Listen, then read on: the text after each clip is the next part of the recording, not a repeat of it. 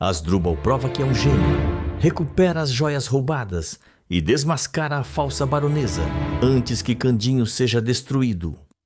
Nos próximos capítulos da novela Eta Mundo Melhor, Candinho volta às pressas para São Paulo após descobrir que as joias de Anastácia foram roubadas da mansão. A ausência de qualquer sinal de arrombamento chama a atenção da polícia e levanta uma suspeita grave. Quem entrou na casa sabia exatamente onde ir e o que levar. Enquanto Sandra comemora o golpe e vende as joias acreditando ter vencido, Asdrúbal liga os pontos e tem uma ideia decisiva. Disfarçado, ele descobre toda a cena farsa, recupera as peças roubadas e entrega a verdade nas mãos de Candinho. Desmascarada, Sandra perde o controle, entra em surto e vê sua máscara de baronesa começar a cair. O plano perfeito da vilã desmorona e sua queda passa a ser inevitável. Tudo deverá acontecer logo após Candinho ainda tentar assimilar a notícia que recebeu de Celso. As joias de Anastácia foram roubadas da mansão. O choque vem primeiro como um aperto no peito, seguido de indignação. Ele anda de um lado para o outro, inquieto, sentindo que mexeram não só em bens materiais, mas na memória da mãe. Candinho fala decidido: se mexeram com as coisas da minha mãezinha, eu não vou ficar parado aqui no interior não, a gente volta agora. Asdrúbal e Dita trocam um olhar rápido. Não há o que discutir. Pouco tempo depois, os três já estão a caminho de São Paulo. Candinho segue calado durante boa parte do trajeto, com o olhar fixo à frente, remoendo tudo o que ouviu de Celso. Assim que chegam à mansão, Candinho não perde tempo e chama a polícia. O clima na casa é estranho, silencioso demais. Um policial começa a vistoria, caminhando pelos cômodos, analisando portas, janelas e fechaduras com atenção. Após alguns minutos, ele retorna com expressão séria. O policial comenta direto: não houve arrombamento nenhum, senhor. Portas intactas, fechaduras no lugar. Parece que quem entrou sabia exatamente onde ir. Candinho passa a mão pelo rosto, incomodado. Asdrúbal franze a testa imediatamente, sentindo que algo ali não fecha. Asdrúbal questiona desconfiado. Quer dizer então que o bandido entrou pela porta da frente, foi direto nas joias e saiu sem levar mais nada? O delegado se aproxima, concordando com a observação. O delegado explica cauteloso: é uma possibilidade, professor. Quem fez isso parecia conhecer bem a casa e o que procurava, mas vamos investigar com cuidado. Celso observa tudo à distância, visivelmente sem graça. Ele evita encarar Candinho diretamente, mas por dentro a suspeita já está formada. A cena toda é limpa demais, planejada demais. Candinho respira fundo, tentando manter a calma, mas o incômodo cresce. Candinho comenta pensativo: quem fez isso não veio aqui por acaso, veio certo no que queria. Asdrúbal permanece em silêncio por alguns segundos, analisando cada detalhe da casa, o caminho até o quarto, o local exato onde as joias estavam guardadas. Algo naquela história não lhe sai da cabeça. A suspeita ainda não tem nome, mas a investigação acabou de começar. Enquanto isso, na casa de Sandra, o clima é completamente oposto ao da mansão de Candinho. Ali, não há tensão nem medo, apenas euforia. Sandra ergue uma taça ao lado de Ernesto, rindo alto, enquanto segura a caixa das joias, como se fosse um prêmio conquistado depois de uma batalha vencida. Sandra afirma triunfante: essas joias sempre foram minhas e agora a gente tem que se livrar delas logo, porque isso aqui é prova do crime e também a nossa chance de ficar ricos enquanto o Candinho afunda. Ela abre a caixa por um instante e encara as peças com satisfação quase doentia, como se cada brilho fosse uma confirmação da própria vitória. Ernesto observa com cautela, mas acaba cedendo ao entusiasmo dela. Ernesto comenta concordando: o melhor é vender isso quanto antes. Eu conheço um joalheiro. Ele é discreto e não faz perguntas. Sandra fecha a caixa com força e sorri, já decidida. Sandra responde confiante: então não vamos perder tempo. Quanto mais rápido esse dinheiro virar nosso, mais rápido aquele matuto vai ficar sem saída. Pouco depois, Sandra surge completamente transformada. Vestido elegante, postura ereta, tapa-olho no rosto e olhar soberano. A baronesa está pronta para entrar em cena mais uma vez. Ernesto a acompanha, ainda nervoso, mas seduzido pela sensação de poder. Na joalheria, o ambiente é sofisticado e silencioso. O joalheiro recebe Sandra com respeito imediato, impressionado com a imponência da cliente. Ela fala pouco, se limita a gestos firmes e olhares seguros, como alguém que está acostumado a lidar com peças valiosas. O joalheiro analisa as joias com atenção, pesa uma peça na mão, examina o brilho, o acabamento e logo se mostra convencido da qualidade. Em nenhum momento pede certificado de autenticidade, confiando plenamente na credibilidade que a baronesa aparenta ter. Ernesto observa a cena tenso, mas quando percebe que a venda está sendo concluída, respira aliviado. As joias são vendidas ali mesmo. O dinheiro muda de mãos. Sandra guarda tudo com um sorriso contido, mas vitorioso. Ao sair da joalheria, ela ergue o queixo, sentindo-se invencível. Sandra comenta, segura de si. Agora acabou. O Candinho não tem mais como salvar aquela fábrica. Ernesto concorda com um aceno, ainda sem imaginar o erro que acabaram de cometer. Sandra segue confiante, certa de que venceu, sem desconfiar que naquele exato momento começou a cavar a própria queda. De volta à mansão, Asdrubal não consegue tirar aquela história da cabeça. Ele caminha lentamente pela sala, observa os móveis intactos, o caminho até o quarto, o local exato onde as joias ficavam guardadas. Tudo parece organizado demais para um roubo comum. Asdrubal comenta desconfiado. Essa história está muito mal contada. Parece que quem entrou aqui tinha a chave da casa e sabia exatamente o que vinha buscar. Candinho acompanha o professor com o olhar, intrigado com a inquietação dele. Candinho pergunta surpreso: "O senhor está desconfiando de alguém, professor?"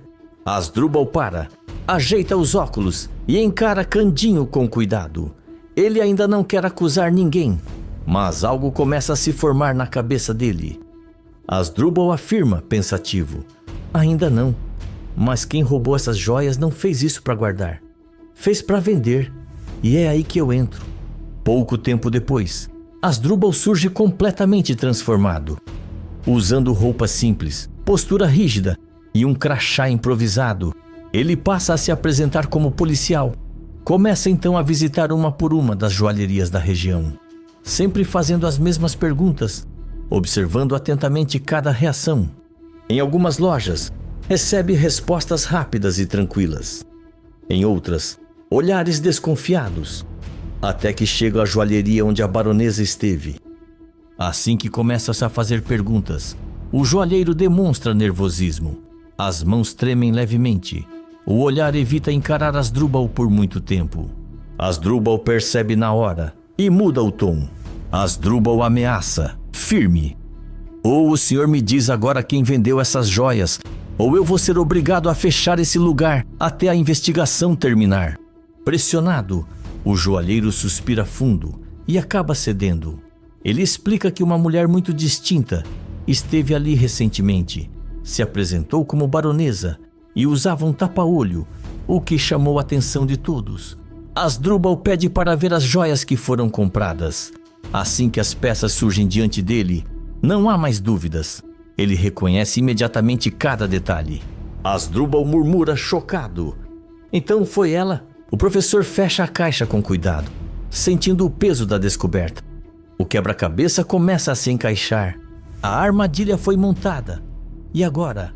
Asdrubal já sabe exatamente quem desmascarar. Asdrubal retorna à mansão, sem perder tempo, e conta tudo a Candinho. Ele entrega as joias recuperadas, explica como chegou até o joalheiro e como arrancou a verdade. Candinho segura as peças nas mãos, visivelmente tomado pela revolta, sentindo que tentaram não apenas roubá-lo, mas humilhá-lo. Candinho fala indignado: "Então era isso, roubar as joias para me impedir de salvar a fábrica." Sem pensar duas vezes, Candinho decide ir até a casa da baronesa, tirar satisfações. Asdrubal e Dita vão junto, Ao chegarem, são recebidos pela própria baronesa, impecavelmente vestida, postura soberana, tapa-olho no rosto e expressão de quem se sente intocável. Ela os encara de cima a baixo, fingindo surpresa. A baronesa ironiza, fria. A que devo a visita? Não me lembro de ter convidado ninguém. Asdrúbal dá um passo à frente, firme, sem se intimidar. Asdrúbal acusa direto. Eu fui até um joalheiro hoje e ele confessou. Foi a senhora quem vendeu as joias roubadas da casa do Candinho. A baronesa mantém a pose por um segundo, mas o olhar vacila quando Asdrúbal abre a caixa e mostra as joias. A baronesa reage, indignada. Isso é uma acusação absurda. O senhor está cometendo uma calúnia gravíssima. Asdrúbal não recua. Asdrúbal declara implacável. A senhora fez isso para prejudicar o Candinho, para impedir que ele vendesse as joias e salvasse a fábrica, forçando ele a perder tudo. Já entendi o seu jogo. A baronesa ergue a voz, ofendida, teatral. A baronesa grita, arrogante. Ninguém nunca ousou me chamar de bandida? O senhor sabe com quem está falando? Candinho, até então em silêncio, finalmente se manifesta, olhando diretamente para ela. Candinho afirma, firme. Eu sei muito bem com quem estou falando. Com alguém que tentou me passar para trás usando mentira e roubo. A baronesa tenta se recompor, mas a irritação já é evidente. Ernesto entra na frente dela, tomado pela fúria. Ernesto rosna, agressivo. Isso já foi longe demais, saiam daqui agora. Ninguém vai falar com a minha mulher desse jeito. O clima fica pesado. Candinho respira fundo. Percebe que dali não sairá mais nada naquele momento. E se vira para ir embora. Antes de sair, ele para na porta e deixa o aviso. Candinho avisa sério. A gente pode ir embora agora. Mas isso não vai ficar assim não. Vocês vão ser denunciados e processados por roubo. A porta se fecha. O silêncio toma conta da casa por alguns segundos. É aí que a baronesa deixa de existir. Sandra arranca o tapa-olho com violência. Começa a gritar, tomada por um acesso de raiva e desespero. Ela empurra móveis, quebra objetos, perde completamente o controle. Sandra surta, transtornada. Eles não tinham o direito, ninguém tinha o direito. Ernesto tenta segurá-la, pede calma, mas não consegue contê-la. Sandra está fora de si, esmagada pela certeza de que foi desmascarada e que o plano começou a ruir. A farsa da baronesa desmorona dentro daquela casa e a queda de Sandra deixa de ser uma ameaça distante. Ela já começou. Escreve de qual cidade você está me assistindo. Se inscreve no canal e ativa suas notificações. A verdade sobre a filha de Lúcio vem à tona e Haydé perde o chão ao descobrir sua verdadeira origem. Nos próximos capítulos de Eita Mundo Melhor, a pressão para que Lúcio pare de fugir do passado finalmente dá resultado. Um segredo guardado por anos é revelado sem rodeios, desmontando tudo o que Haydé acreditou sobre si mesma. A revelação cai como um choque brutal. Desperta revolta, dor e um surto inevitável, marcando um antes e depois na vida da jovem e mudando para sempre a relação entre eles. Tudo deverá acontecer logo após Quitéria procurar Lúcio decidida. O incômodo cresce a dias, principalmente depois de perceber o sofrimento silencioso de Haydé, que anda cabisbaixa, evitando perguntas e guardando mágoas que não consegue explicar. Quitéria chega sem pedir licença. Quitéria encara, séria e direta. Eu não vim aqui para conversa fiada, Lúcio. Lúcio percebe o tom e já se arma desconfiado. Lúcio responde defensivo. Se for para discutir assunto antigo, é melhor você ir embora. Quitéria não recua. Quitéria questiona firme e sem rodeios. Até quando você vai deixar a Haydé viver achando que foi abandonada por você? Lúcio desvia o olhar, claramente incomodado. Lúcio rebate, seco. Isso não é assunto seu, Quitéria. Não se mete. Quitéria cruza os braços, indignada com a frieza dele. Quitéria rebate, magoada e revoltada. É assunto meu sim. Eu vejo aquela menina se culpar todos os dias. Vejo ela se perguntando onde errou, o que fez para não ser amada. Lúcio aperta o maxilar, tentando manter o controle. Lúcio murmura contido. Você não entende. Quitéria dá um passo à frente, mais incisiva. Quitéria insiste, com a voz embargada. Então explica, porque o que eu vejo é uma jovem quebrada por uma ausência que nunca foi explicada. O silêncio pesa. Lúcio se cala por alguns segundos, claramente abalado. Quitéria suaviza o tom, mas não a firmeza. Quitéria fala, quase suplicando. Se existe uma verdade, ela merece saber. A Haidé merece. Lúcio passa a mão pelo rosto, nervoso, andando de um lado para o outro. Lúcio murmura tenso e carregado. Você não faz ideia do que está pedindo. Essa verdade destrói vidas. Quitéria se aproxima mais uma vez, decidida. Quitéria afirma, convicta e sem medo. Mentira destrói muito mais. E você sabe disso. Lúcio fica sozinho depois que Quitéria vai embora. Ele se senta, pensativo, o olhar perdido. O peso da decisão cai sobre ele como nunca antes. E fugir já não parece mais uma opção. Mais tarde, Lúcio procura Manuela. Ele entra no cômodo devagar, como se estivesse carregando um peso invisível. Anda de um lado para o outro, inquieto, sem conseguir parar. As palavras de Quitéria ecoam na cabeça dele. Manuela percebe na hora que algo grave aconteceu. Manuela pergunta, atenta e preocupada. Lúcio, o que foi? Você está estranho desde que chegou. Lúcio tenta responder, mas a voz não sai. Ele passa a mão pelos cabelos, respira fundo e evita o olhar dela. Lúcio responde, cansado e tenso. A Quitéria veio falar comigo hoje. Manuela franze a testa, já desconfiando do assunto. Manuela questiona, cautelosa. Sobre a Haidé, né? Lúcio fecha os olhos por um instante, confirmando sem palavras. Lúcio desabafa, com a voz carregada. Ela disse que eu tô sendo covarde, que tô deixando a Haidé viver achando que foi rejeitada por mim. Manuela cruza os braços, refletindo. Manuela comenta sincera. E você discorda disso? Lúcio balança a cabeça negativamente, derrotado.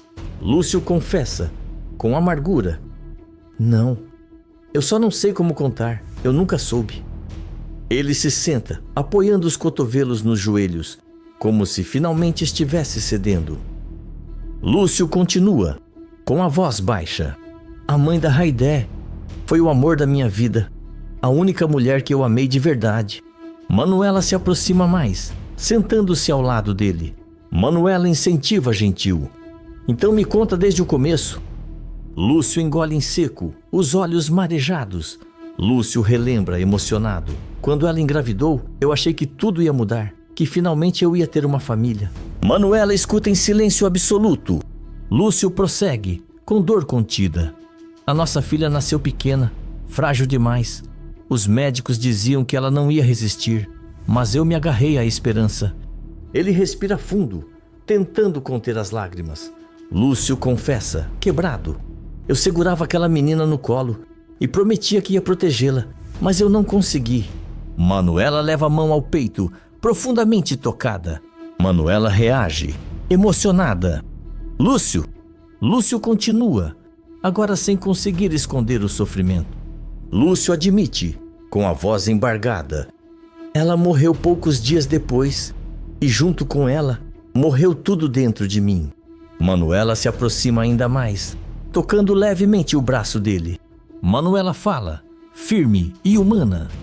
E você nunca teve coragem de encarar essa dor de frente.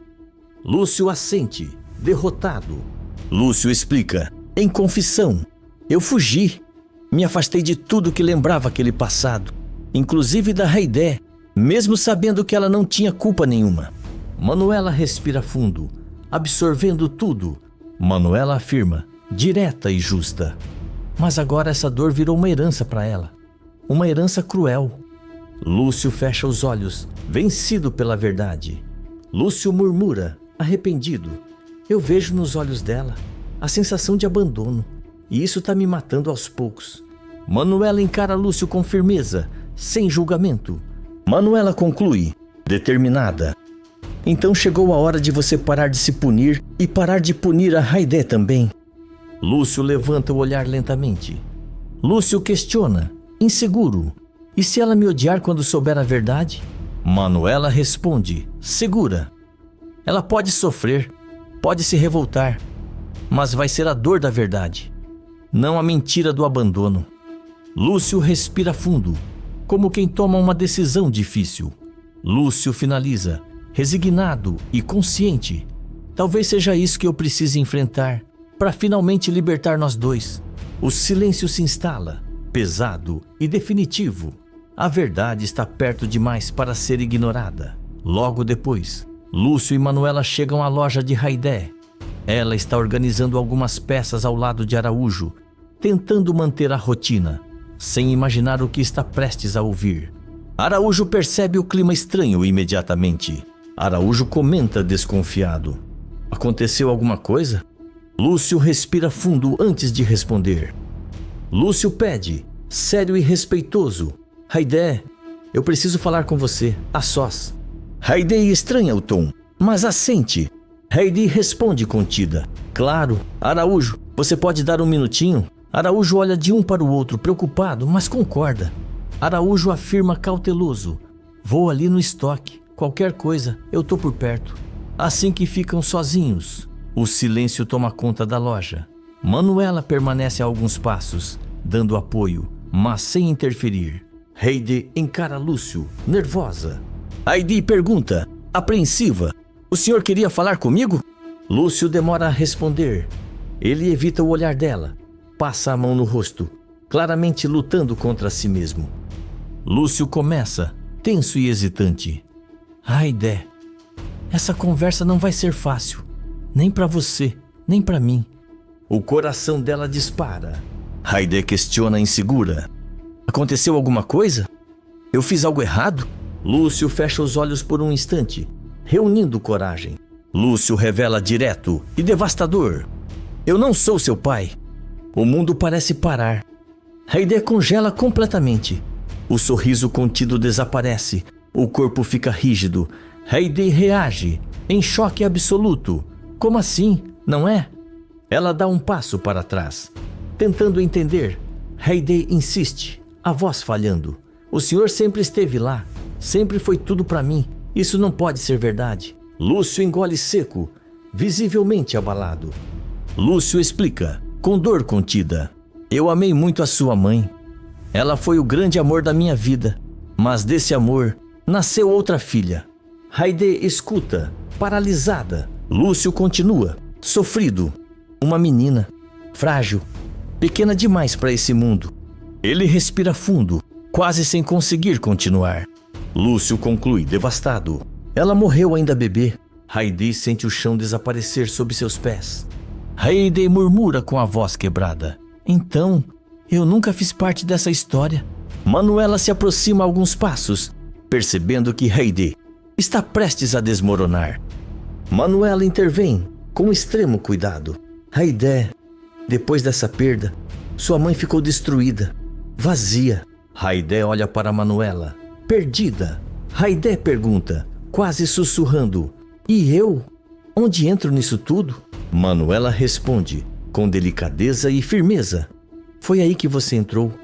Sua mãe decidiu adotar e escolheu você. A revelação cai como um golpe final. Haydé reage, arrasada: então, eu fui um consolo? Lúcio tenta se aproximar, mas para no meio do caminho. Lúcio diz com culpa profunda: não, você foi amada, muito, mas eu nunca consegui separar você da dor que eu carregava. Haydé respira com dificuldade. Haydé dispara, ferida e amarga: então eu paguei por uma perda que nem foi minha? O silêncio toma conta da loja. Do lado de fora, Araújo observa pela vitrine, sentindo que algo grave acabou de acontecer. A verdade foi dita, e a ferida está aberta. Haydé tenta assimilar tudo o que acabou de ouvir. As pernas tremem. Ela se apoia no balcão da loja para não cair. As lágrimas escorrem sem controle. Haydé explode, magoada e ferida. A vida inteira eu achei que não era amada, que eu tinha sido rejeitada. Ela leva a mão ao peito, ofegante. Haydé continua, entre dor e revolta: eu cresci achando que tinha algo errado comigo, que eu nunca fui suficiente para ninguém. Lúcio dá um passo à frente, completamente tomado pela culpa. Lúcio fala, sincero e quebrado. Nunca foi rejeição, Haidé. Foi medo, foi dor, foi covardia da minha parte. Ele respira fundo, com os olhos marejados. Lúcio confessa, com a voz falhando. Eu não consegui separar você da perda que eu vivi. E isso foi injusto, muito injusto com você. Haidé chora, vulnerável como nunca esteve. O choro é silencioso, profundo, acumulado por anos. Haidé desabafa, entre soluços. Eu só queria a verdade, só isso. Se eu soubesse antes, talvez tudo tivesse sido diferente. Manuela se aproxima com cuidado e segura a mão de Haidé com firmeza. Manuela afirma, acolhedora e emocionada. Você não foi um erro, Haidé. Você foi uma escolha. Sua mãe te escolheu com amor. Haidé levanta o olhar, ainda confusa. Haidé pergunta, frágil. Ela me quis de verdade? Manuela responde sem hesitar. Manuela garante, segura. Mais do que tudo, você foi a chance dela continuar vivendo depois da maior dor da vida. Lúcio se recompõe e fala com determinação. Lúcio declara, firme e honesto. Eu posso não ser seu pai de sangue, mas eu não vou virar as costas para você. Nunca mais. Haidé hesita. O conflito interno é visível. Ela dá um passo à frente, depois outro. Por fim, Haidé o abraça, ainda frágil, ainda confusa. Haidé sussurra, quebrada. Minha vida nunca mais vai ser a mesma. Lúcio fecha os olhos, segurando o choro. Lúcio responde, com emoção contida. A minha também não. Mas se você permitir, eu quero tentar fazer diferente. O silêncio se instala na loja.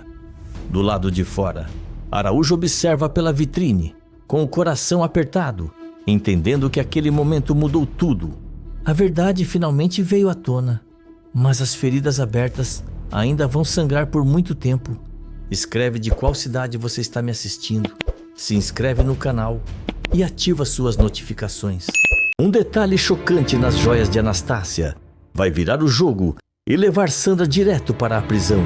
Mais uma vez, nos próximos capítulos de Eeta Mundo Melhor, convencida de que finalmente tem nas mãos a arma perfeita para destruir Candinho, Sandra decide vender as joias da tia e transformar ódio em dinheiro.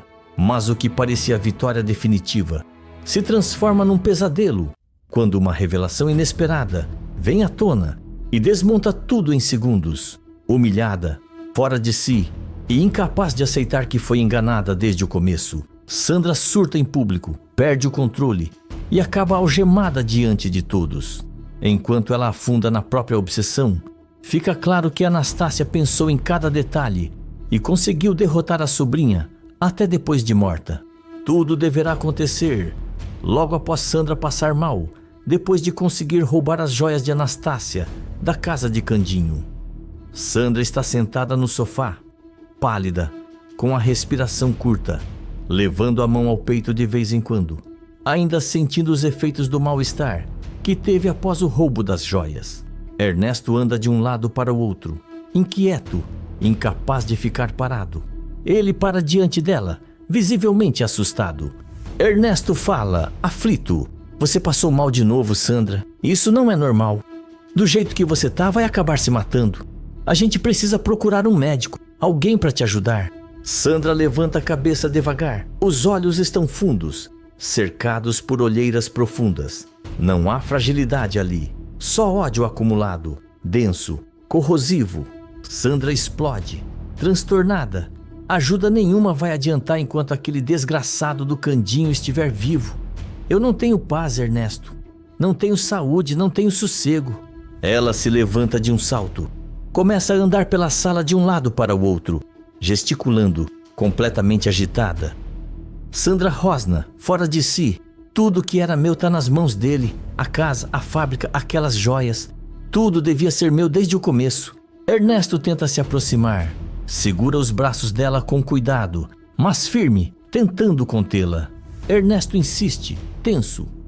Esse ódio está te consumindo. Você não dorme, não come direito, vive em estado de guerra. Desse jeito você vai enlouquecer de vez.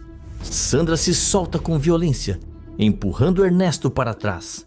Sandra afirma, obsessiva: enlouquecer? É justamente esse ódio que me mantém de pé. Ela para no meio da sala, encara Ernesto com os olhos arregalados, a voz carregada de obsessão. Sandra continua, com raiva fria: enquanto eu não acabar com o Candinho, eu não vou ter descanso, nem em vida, nem depois da morte. Ernesto engole em seco, assustado com o nível de descontrole dela. Ernesto tenta argumentar, mais baixo: você precisa se acalmar, pensar com a cabeça, isso tudo tá te fazendo mal. Sandra respira fundo, fecha os olhos por alguns segundos. O corpo ainda treme, mas aos poucos ela força uma aparência de controle. Quando volta a falar, a voz sai fria, calculada, quase assustadora. Sandra declara: chega de passar mal, chega de fraqueza, agora eu preciso focar. Ela caminha até a mesa, pega a caixa onde estão as joias roubadas e a segura com força, como se fosse um troféu. Sandra conclui, determinada: essas joias vão ser o começo do fim daquele matuto. Ele vai perder tudo, do mesmo jeito que eu perdi. Ernesto observa em silêncio, dividido entre o medo e a cumplicidade, percebendo que Sandra já passou do limite e que nada mais vai detê-la.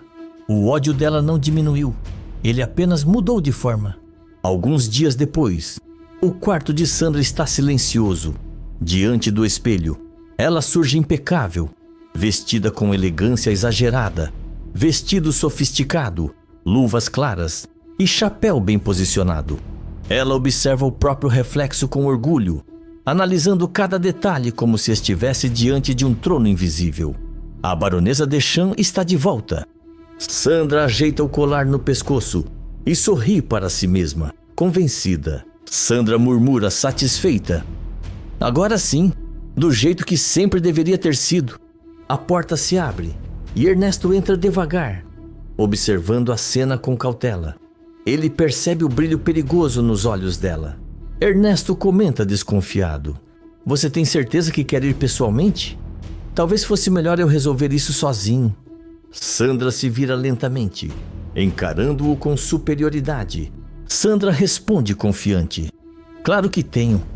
Um joalheiro não vai desconfiar de uma baronesa, muito menos questionar. Ela ajeita o chapéu com elegância estudada, como se estivesse encenando um papel que conhece bem demais. Ernesto se aproxima e baixa o tom de voz, preocupado. Ernesto explica: eu consegui o contato de um joalheiro experiente. Ele avalia peças raras e é discreto, não costuma fazer perguntas. Sandra sorri de lado, com desprezo. Sandra debocha: venenosa. Melhor ainda, hoje eu vou embolsar o dinheiro que o Candinho tanto precisa para salvar aquela fábrica miserável. Ela caminha até a cômoda, pega a caixa com as joias e a segura com força, como se fosse a prova concreta da própria vitória. Sandra continua, exaltada: com esse dinheiro na minha mão, ele vai ficar de joelhos. Não vai ter mais fábrica, nem salvação, nem saída. Ernesto observa em silêncio, sentindo um misto de medo e fascínio. Ele percebe que Sandra já se enxerga como vencedora. Os dois saem juntos. No trajeto, dentro do carro, Sandra não consegue conter a excitação.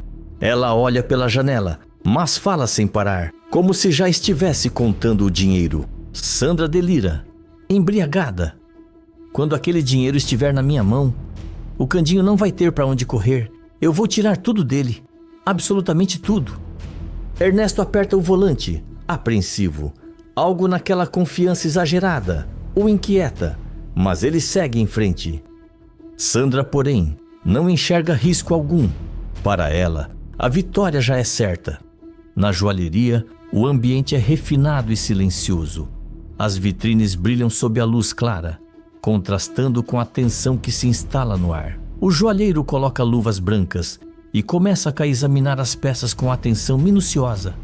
Sandra está sentada até a frente dele, pernas cruzadas, postura arrogante, enquanto Ernesto permanece em pé ao lado, visivelmente inquieto.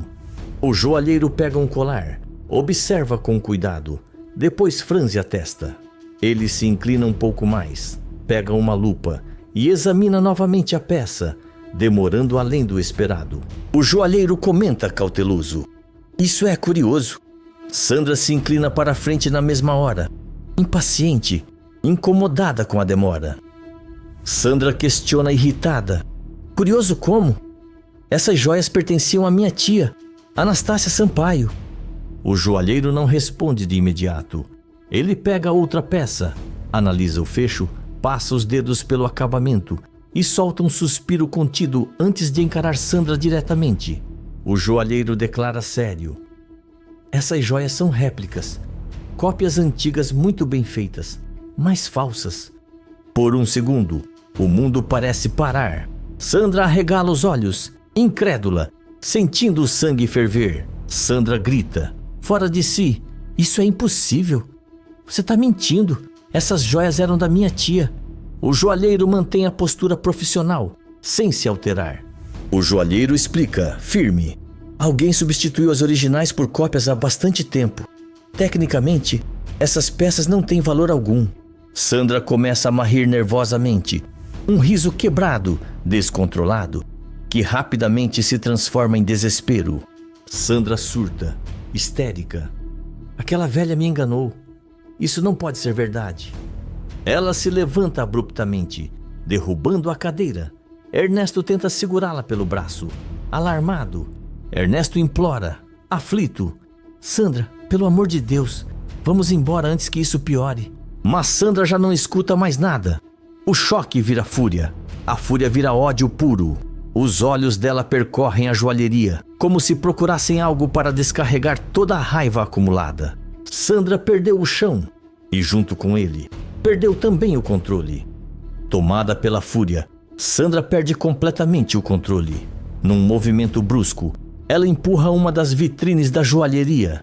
As peças caem no chão e se espatifam, fazendo um barulho alto que ecoa por todo o ambiente.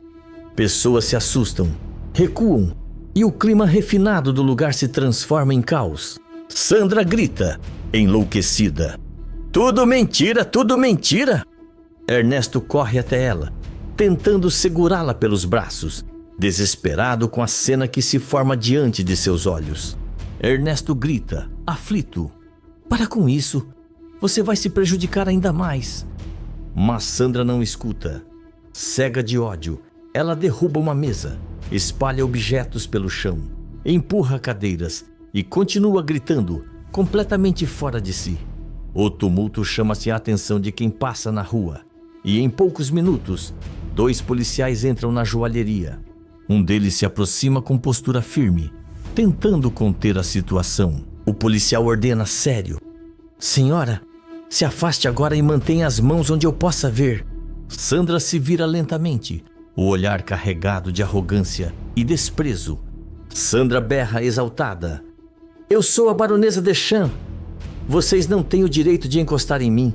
Os policiais se entreolham por um instante e avançam. Sandra tenta resistir, mas é segurada e algemada diante de todos. Ela grita, humilhada, enquanto é contida. Ernesto tenta intervir nervoso, quase implorando: "Calma, isso é um engano. Eu vou chamar um advogado. Ela não está bem." Enquanto Sandra é levada algemada para fora da loja, ainda gritando e se debatendo, em outro ponto da cidade, Celso está em casa quando o telefone toca. Ele atende despreocupado, mas empalidece ao ouvir a informação de que joias falsas de Anastácia Sampaio foram furtadas da mansão de Candinho e que a responsável pelo escândalo foi presa após destruir uma joalheria. Celso murmura, apreensivo: "Só pode ter sido a Sandra." Sem perder tempo, ele liga imediatamente para Candinho e conta tudo o que acabou de saber. Candinho escuta com atenção, sem se alterar, e responde com tranquilidade. Candinho explica sereno: "Minha mãezinha deixou as joias verdadeiras guardadas no banco. Essas da mansão eram falsas, justamente para enganar quem tentasse roubar." Do outro lado da linha, Celso solta uma risada aliviada. Celso comenta, admirado: "Dona Anastácia era mesmo uma mulher esperta." Sandra segue algemada, derrotada e exposta. Candinho permanece protegido e Anastácia prova mais uma vez que venceu, até depois de morta. Escreve de qual cidade você está me assistindo, se inscreve no canal e ativa suas notificações. Dita assume uma nova identidade para voltar a cantar e fazer um sucesso estrondoso que vai acabar com Ernesto. Nos próximos capítulos de Eta Mundo Melhor, arrasada depois de ter a carreira destruída, Dita toma a decisão mais ousada da sua vida. Ela aceita morrer como artista para renascer como Doris River. Com um nome novo e a identidade mantida em segredo, ela retorna à Rádio Paraíso apenas com a força da voz e conquista o público imediatamente. O que ninguém imagina é que enquanto Dita se reergue e alcança um sucesso avassalador, Ernesto começa a admirar e até promover justamente a cantora que vai se tornar a prova viva do fracasso dele. A vingança começa em silêncio, mas promete ser humilhante. Tudo deverá acontecer logo após Dita estar sentada sozinha na varanda do sítio, olhando para o horizonte, sem realmente enxergar nada. Os olhos estão marejados, o rosto abatido. Ela aperta as próprias mãos com força, tentando conter o tremor. Dita desabafa, com a voz embargada. Parece que toda vez que eu penso em cantar, meu peito trava. É como se eu escutasse a voz dele de novo, me humilhando, me destruindo. Candinho surge devagar, respeitando o silêncio dela. Ele se senta ao lado, com cuidado, e segura a mão de Dita, transmitindo calma. Candinho fala sincero e doce. O que aquele traste fez foi errado, mas ele não tem o direito de arrancar o que você é. Você nasceu para cantar, minha amada. Isso ninguém tira. Dita vira o rosto, evitando encará-lo. Dita confessa, insegura. Mas eu tenho medo, Candinho. Medo de voltar lá, de ser reconhecida, de passar por tudo de novo. Parece que ele ainda manda na minha vida. Candinho aperta a mão dela com mais firmeza. Candinho rebate, emocionado. Ele só manda se você deixar. O dom que Deus lhe deu é maior que qualquer medo e muito maior que o Ernesto. Lorival observa a cena a poucos passos, em silêncio. Ele percebe a fragilidade de Dita, mas também enxerga algo mais forte ali. Talento bruto, esperando uma chance. Depois de alguns segundos, ele decide se aproximar. Lorival argumenta, convicto. Dita, eu já vi muita gente tentando cantar, mas pouca gente nasceu para isso. Você é uma dessas pessoas raras. Se você desistir agora, ele vence. E você não merece perder para alguém como ele. Dita respira fundo, nervosa. Passa a mão no rosto, enxugando uma lágrima que insiste em cair. Dita rebate, hesitante. Mas ele acabou com meu nome, com a minha imagem. Quando falam de mim, só lembram do escândalo. Quem é que vai acreditar em mim de novo? Lorival encara Dita com firmeza, sem suavizar a verdade. Lorival explica, decidido. Então a gente não tenta consertar esse nome. A gente deixa ele para trás. Mata esse nome e cria outro. Um nome novo, uma mulher nova, uma artista que ninguém conhece ainda. Dita ergue o olhar rapidamente, surpresa. Dita questiona, confusa. Matar? Meu nome? Lorival responde direto, sem rodeios. Sim, você vai nascer de novo, com outra identidade, outra história, outro começo. Você vai ser Doris River. O silêncio toma conta da varanda. Até os sons do sítio parecem distantes. O coração de Dita dispara. Ela sente medo, mas também sente algo que não sentia há muito tempo. Possibilidade. Candinho percebe o conflito no olhar dela e aperta sua mão com carinho. Candinho incentiva, emocionado. Se isso for o que vai fazer você voltar a sorrir, voltar a cantar sem dor, eu tô do seu lado, sempre, seja como for. Dita fecha os olhos, respira fundo. As lembranças ruins passam pela cabeça, mas junto delas surgem outras, aplausos, músicas, sonhos que ela achou que tinha perdido para sempre. Ela abre os olhos, agora mais firmes. Dita afirma com a voz ainda trêmula, mas decidida. Eu tô com medo, mas eu cansei de deixar ele me vencer. Se for para cantar, eu vou cantar como Doris River. Lorival esboça um sorriso satisfeito, certo de que acabou de presenciar um renascimento. Candinho sorri, emocionado, e puxa Dita para um abraço apertado. A antiga Dita começa a ficar para trás, e naquele exato instante, Doris River nasce. Logo depois, a Rádio Paraíso está em plena movimentação. Técnicos passam apressados pelos corredores, locutores ajustam roteiros, o som de vinhetas ecoa pelos estúdios. Tudo parece normal, menos para Dita. Ela entra pelos fundos do prédio, usando um chapéu simples e um lenço cobrindo parte do rosto. Caminha devagar, tentando não chamar atenção. O coração bate acelerado, quase saindo pela boca. Dita para no corredor, respira fundo e fecha os olhos por um instante. Dita confessa, apreensiva: eu nunca imaginei que ia voltar aqui, escondida. Parece que eu estou fazendo algo errado. Lorival surge ao lado dela, tranquilo, seguro de cada passo do plano. Lorival orienta firme: não é errado, é necessário. Hoje ninguém precisa saber quem você é, só a sua voz importa. O mistério é o que vai proteger você e fazer todo mundo prestar atenção. Dita engole em seco, olha em volta, reconhecendo cada detalhe daquele lugar, que já lhe trouxe tantos sonhos e tantas dores. Dita admite, insegura: dá medo.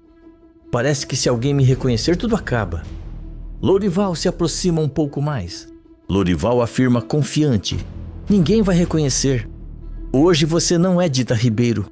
Hoje você é Doris River. Dita respira fundo e assente com cabeça, ainda nervosa, mas decidida. No estúdio principal, Thales ajusta os equipamentos, animado como poucas vezes. Ele confere os níveis de som, ajeita os fones e olha curioso para o vidro, tentando enxergar a cantora misteriosa, sem sucesso. Thales comenta intrigado: essa Doris River tá dando o que falar. Nunca vi tanto mistério antes de uma estreia. A luz vermelha se acende. Thales anuncia empolgado: atenção, ouvintes da Rádio Paraíso. Hoje vocês vão conhecer uma artista inédita, uma voz que chegou para ficar. Com vocês, Doris River. Atrás do microfone, Dita fecha os olhos. As mãos tremem levemente. Ela segura o pedestal com força, respira fundo e começa-se a cantar. A voz ecoa pelo estúdio, forte, limpa, carregada de emoção. Cada nota parece atravessar paredes. No estúdio, Thales fica imóvel, completamente absorvido. Ele esquece os botões, esquece o tempo, só escuta. A música chega ao fim. Por alguns segundos, um silêncio pesado toma conta do ambiente. Ninguém se mexe, ninguém fala. De repente, palmas começam a ecoar. Primeiro tímidas, depois mais fortes. Thales tira os fones, ainda em choque.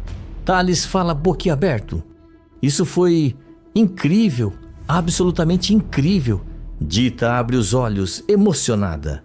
Lágrimas escorrem discretamente pelo rosto, mas agora não são de medo, são de alívio. Ela sorri, contida, sentindo algo que achou que nunca mais sentiria: pertencimento. Doris River acaba de nascer para o público e, sem mostrar o rosto, já conquista a Rádio Paraíso inteira. Enquanto isso, na casa de Ernesto, o clima é de incômodo. Ele anda de um lado para o outro na sala, visivelmente irritado. O rádio está ligado em volume baixo sobre o aparador. Sandra entra ajeitando o casaco, percebe o nervosismo dele e estranha. Sandra pergunta desconfiada: que cara é essa? Parece que engoliu um limão. Ernesto passa a mão pelos cabelos, impaciente. Ernesto responde, seco: eu não gostei nada desse falatório na rádio hoje. Sandra franze a testa curiosa. Sandra comenta com desdém: ah, você tá falando daquela cantora nova, né? Uma tal de Doris River. A Rádio Paraíso resolveu adiantar a apresentação dela. Ernesto para no meio da sala. O nome o incomoda mais do que gostaria de admitir. Ernesto questiona, contrariado: pois é, apareceu do nada, nunca ouvi falar, e todo mundo tratando como se fosse um acontecimento histórico. Sandra cruza os braços, debochada. Sandra ironiza: eu ouvi um pedaço, a voz é boa, até que é, mas esse povo da rádio adora exagerar. Ernesto suspira, incomodado, mas acaba cedendo. Ernesto admite, a contragosto: boa é pouco. A voz da mulher é muito boa, limpa, forte, dessas que grudam no ouvido. Sandra o encara surpresa por um segundo, depois solta um riso debochado. Sandra provoca sarcástica. Olha só, quem diria? Então essa tal de Doris River é melhor até que a famosíssima Dita Ribeiro? Ela ri com desprezo. Sandra debocha. Venenosa. Muito melhor, aliás. Aquela Dita nunca foi tudo isso que diziam. Ernesto fecha a cara imediatamente. O comentário toca num ponto sensível. Ernesto rebate, irritado. Não exagera, a Dita tinha talento, só não soube se manter. Sandra dá de ombros indiferente. Sandra continua cruel. Talento ou não, acabou. Agora quem tá brilhando é essa Doris. A Dita virou passado. Ernesto se aproxima do rádio e abaixa ainda mais o volume, como se quisesse abafar o assunto e os próprios pensamentos. Ernesto resmunga, inquieto. O que me incomoda é isso. Essa mulher surge do nada. Todo mundo se encanta. Parece até que o destino gosta de me provocar. Sandra se senta no sofá, relaxada, sem imaginar a verdade. Sandra afirma convencida. Relaxa, isso é fogo de palha. Cantora misteriosa sempre aparece e some. Ernesto olha para o rádio desligado, pensativo. Algo dentro dele não concorda com Sandra, mas ele não sabe explicar o porquê. Sem desconfiar de nada, Ernesto começa a admirar a voz de Doris River e Sandra, rindo da queda de Dita Ribeiro, ajuda a enterrar de vez a própria arrogância. Enquanto eles debocham, Dita cresce e a vingança segue em silêncio. Na Rádio Paraíso, o burburinho em torno de Doris River só cresce. Funcionários comentam, técnicos repetem trechos da apresentação e o nome da cantora misteriosa circula pelos corredores. Encantado, Lúcio caminha apressado até a sala de Lorival. Ele entra sem disfarçar o entusiasmo. Lúcio declara, animado: Lorival, essa Doris River é diferente de tudo que eu já ouvi. Aquela voz não pode ficar só no rádio. Eu quero gravar um disco com ela aqui. Lorival mantém a postura profissional, mas por dentro sente o impacto da proposta. Ele cruza os braços, ponderado. Lorival responde, contido: é uma proposta grande. Vou conversar com a artista e te dou uma resposta. Lúcio assente, confiante, certo de que está diante de algo raro. Mais tarde, em um local reservado, Lorival encontra Dita. Ela percebe pelo olhar dele que algo importante aconteceu. Dita pergunta, apreensiva: o que foi? Aconteceu alguma coisa? Lorival respira fundo antes de contar. Lorival revela, direto: Lúcio quer gravar um disco com você. Um disco inteiro, na Rádio Paraíso. Dita arregala os olhos, completamente tomada pelo choque. Dita reage, assustada. Um disco? Lorival, isso é sério demais. Eu tô enganando todo mundo. E se descobrirem? Ela começa a andar de um lado para o outro, nervosa. Dita desabafa, aflita.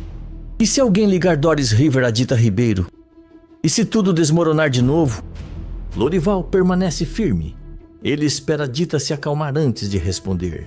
Lorival explica, paciente e seguro: isso não é enganação. Doris River é um pseudônimo, um nome artístico. Artistas do mundo inteiro fazem isso para recomeçar, para se proteger, para renascer. Dita para, pensativa. Lorival continua, convicto: essa é a sua chance de recuperar tudo que o Ernesto tentou tirar de você.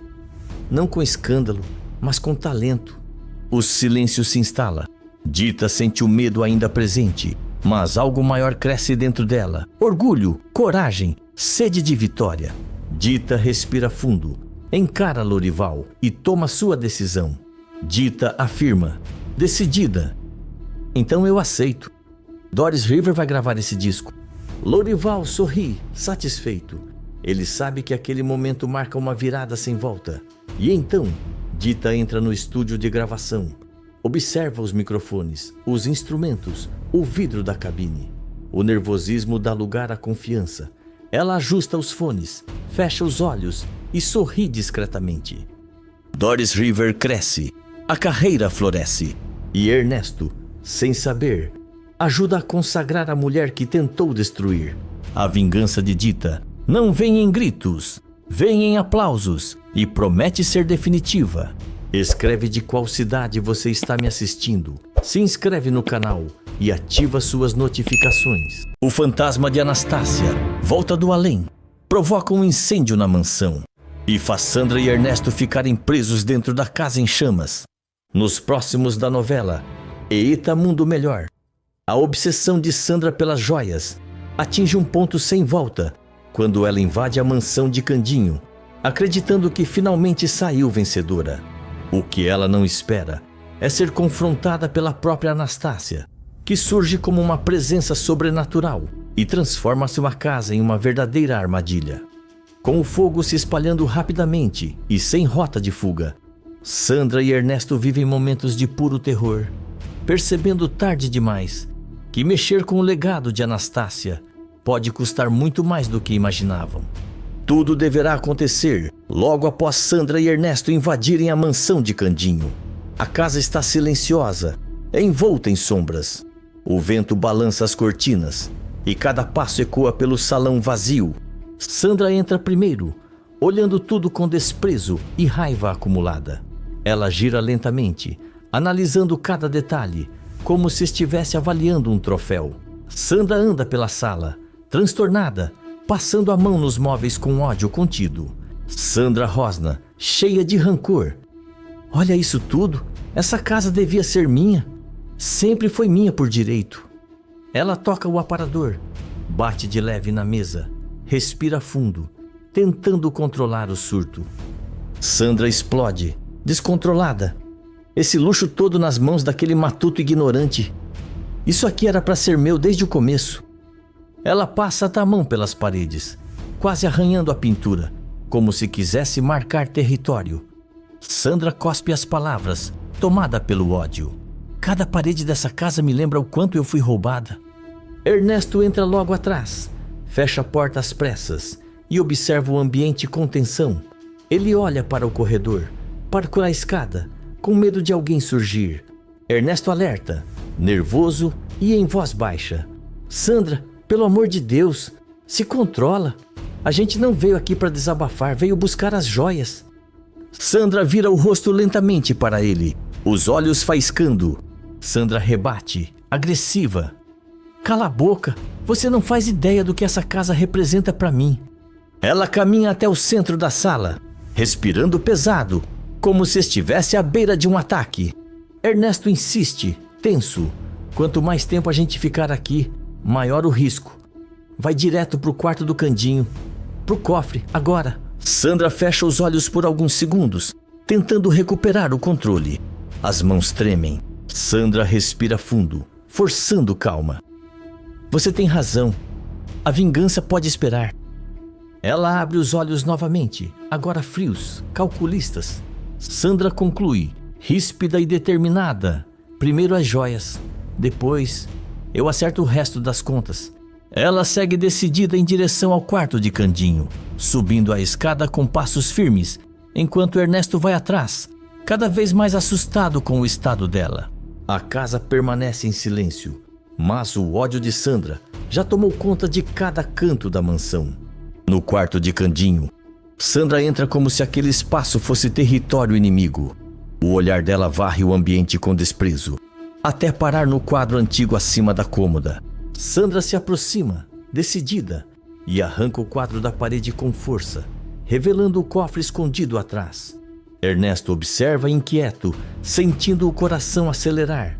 Ernesto pergunta, apreensivo: você tem certeza absoluta da senha? Sandra solta um riso curto, carregado de arrogância, enquanto se posiciona diante do cofre. Sandra debocha, confiante. Absoluta. Candinho nunca mudou nada. Ele vive preso ao passado, igual a titia. Ela digita os números com calma excessiva, como se estivesse saboreando o momento. O cofre emite um clique metálico alto demais para o silêncio da casa. A porta se abre. Dentro, as joias de Anastácia brilham intensamente, refletindo a luz do abajur de forma quase sobrenatural. Colares, brincos e pulseiras parecem pulsar. Sandra prende a respiração, os olhos se enchem de um brilho doentio. Sandra sussurra, tomada pela obsessão. Finalmente comigo. Ela estende a mão lentamente, como se temesse que aquilo desaparecesse, e toca nas joias com reverência exagerada. Sandra pega um colar pesado, sente o peso nas mãos e fecha os olhos por um instante. Sandra murmura, emocionada e perturbada: "Você sempre me negou tudo, titia, mas agora eu tomo de volta." Ela coloca o colar no pescoço, depois os brincos, e caminha até o espelho com passos lentos, quase solenes. Sandra se observa encantada, girando levemente o corpo. Sandra delira, em transe. "Olha pra mim. Olha como eu fico melhor do que você jamais ficou." Ernesto se aproxima a alguns passos, visivelmente desconfortável. Ele olha para o corredor, depois para a porta, sentindo um arrepio subir pela espinha. Ernesto alerta, tenso: "Sandra, isso já passou do ponto. A gente veio pegar e sair." Sandra ignora. Passa a mão pelo colar. Inclina o rosto. Observa o reflexo de todos os ângulos. Sandra provoca, vaidosa: "Essas joias sempre foram minhas. Ela só estava guardando para mim." Ela ri sozinha. Um riso baixo e estranho. Ernesto sente um frio no estômago. Ernesto insiste, quase suplicando: "Pelo amor de Deus, para com isso. Eu tô sentindo uma coisa estranha nessa casa." Sandra encara o espelho com intensidade, como se alguém estivesse ali, além do próprio reflexo. Sandra responde, lenta e perturbadora: "Estranho é viver uma vida inteira sendo roubada." Ela se aproxima ainda mais do espelho, sussurrando. Sandra fala, cheia de rancor: "Você me roubou, titia. Me roubou tudo." Ernesto arregala os olhos. Ernesto reage, assustado: "Com quem você está falando?" Sandra não responde de imediato. Continua encarando o espelho. Sandra murmura desafiadora: "Eu esperei por esse dia. Nem morta você vai me impedir." Ernesto dá um passo para trás, sentindo o ar do quarto ficar mais pesado. Ernesto avisa, em pânico contido: "Sandra, isso não é normal. Vamos embora agora." Sandra vira o rosto lentamente para ele, com um sorriso frio, quase vazio. Sandra sentencia, obsessiva: "Eu não saio daqui sem essas joias." O silêncio se fecha sobre o quarto. A luz parece oscilar levemente, e algo invisível começa a tomar posse daquele espaço. Ao sair do quarto com as joias ainda no corpo, Sandra para bruscamente no corredor. Um arrepio percorre sua espinha. O ar parece mais frio, mais pesado. Ela ergue o olhar. Diante dela, Anastácia surge no fim do corredor, serena, envolta por uma luz suave, quase celestial. O vestido branco parece flutuar levemente. Sandra empalidece. As joias tilintam em seu corpo quando ela recua um passo. Sandra grita, tomada pelo pavor: "Titia, você morreu. Isso não é possível." Anastácia se mantém firme, olhando diretamente nos olhos da sobrinha, sem ódio, mas com autoridade. Anastácia declara grave e protetora: "Morri, Sandra. Mas isso não significa que eu abandonei meu filho, nem que vou permitir a sua maldade." Sandra começa a rir, um riso nervoso que rapidamente vira histeria. Sandra explode, agressiva e descontrolada: "Só me dá aqui, sua velha desgraçada. Nem depois de morta você me deixa em paz." Ela avança um passo, como se quisesse atravessar a aparição.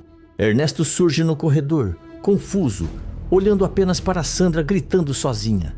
Ernesto pergunta, apavorado: "Sandra, com quem você está falando?" Sandra nem vira o rosto, seus olhos estão presos em Anastácia. Sandra acusa, tomada pelo rancor: "Você nunca me deu nada, nunca me escolheu. Deixou tudo para aquele caipira inútil." Anastácia se aproxima alguns passos. A luz ao redor dela se intensifica. Anastácia responde, firme e justa: "Porque você nunca soube amar. Sempre quis tomar. Sempre quis destruir."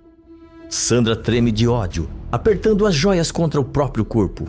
Sandra rosna, desafiadora: "Essas joias são minhas agora. Você não manda mais em nada." Ernesto se aproxima, cada vez mais assustado. Ernesto insiste, desesperado: "Sandra, pelo amor de Deus, não tem ninguém aí." Sandra grita fora de si: "Cala a boca, ela tá aqui." Anastácia ergue o queixo, imponente. Anastácia avisa: solene e definitiva. Você não sai dessa casa com o que é meu. Nunca saiu e nunca vai sair. Sandra engole seco, sentindo o corpo gelar. Sandra provoca tremendo. Eu não tenho medo de você, nem viva, nem morta. Anastácia dá um último passo à frente. Anastácia conclui, firme como sentença. Então aprenda. A luz ao redor de Anastácia começa a se dissipar. Ela desaparece lentamente diante dos olhos de Sandra. No mesmo instante, uma corrente de ar percorre a casa. Velas decorativas caem das mesas da sala. Uma cortina pega fogo. As chamas começam a se espalhar rapidamente. Ernesto arregala os olhos, agora vendo o incêndio. Ernesto grita em pânico. Sandra, a casa tá pegando fogo! Sandra olha em volta, ofegante, em choque. Sandra murmura, tomada pelo ódio. Nem depois de morta. Ela me deixa vencer. As chamas crescem. O aviso do além foi dado. E a casa começa a cobrar o preço da ambição. As chamas se espalham com violência pela sala. A fumaça toma o ambiente. O calor aumenta a cada segundo. Ernesto entra em pânico absoluto, tossindo. Ernesto grita, desesperado. Sandra, a casa tá pegando fogo. A gente tem que sair agora. Sandra segura a caixa de joias contra o peito, como se fosse parte do próprio corpo. Os olhos estão vidrados, fora da realidade. Sandra delira, apavorada. Ela estava aqui, eu vi. A titia estava aqui. Aquela velha maldita não me deixa em paz. Uma cortina cai em chamas. Um móvel estala alto. Ernesto puxa Sandra pelo braço, tentando arrastá-la. Ernesto implora, em pânico crescente. Larga isso. Pelo amor de Deus, larga essa caixa. Sandra se solta com violência. Sandra grita histérica. Não, essas joias são minhas. Sempre foram minhas. O teto estala novamente. Um pedaço de madeira cai perto deles, espalhando fagulhas. Ernesto entra em desespero total. Ernesto grita, quase chorando. Você enlouqueceu? A gente vai morrer aqui dentro. Sandra olha em volta. O fogo fecha caminhos. A fumaça queima os olhos. Sandra começa a tremer, mas ainda resiste. Sandra rosna, entre lágrimas e ódio. Ela prometeu. Ela disse que eu não ia sair daqui com isso. Outra viga cai, bloqueando parte da passagem. Ernesto grita, em ultimato. Escolhe, Sandra, as joias ou a nossa vida. Sandra olha para a caixa. Abre a tampa uma última vez. As joias brilham entre as chamas. Sandra sussurra, derrotada e tomada pelo rancor. Você venceu, sua velha desgraçada. Com um grito de raiva, Sandra arremessa a caixa no chão da sala. No mesmo instante, o caminho se abre parcialmente entre as chamas. Ernesto não perde tempo. Segura Sandra com força. Ernesto ordena, gritando: agora, corre! Eles atravessam a fumaça e conseguem sair da mansão, segundos antes do fogo dominar tudo. Do lado de fora, ofegantes, Sandra se vira e encara a casa em chamas. O reflexo do fogo dança em seus olhos cheios de ódio. Sandra jura, com rancor absoluto: isso não acabou. Nem pra morta você vai me vencer. As chamas consomem a mansão. As joias ficam para trás. E a derrota de Sandra marca o início de uma vingança ainda mais perigosa. A guerra contra o legado de Anastácia chega ao seu ponto mais sombrio, mas está longe do fim. Escreve de qual cidade você está me assistindo. Se inscreve no canal e ativa suas notificações.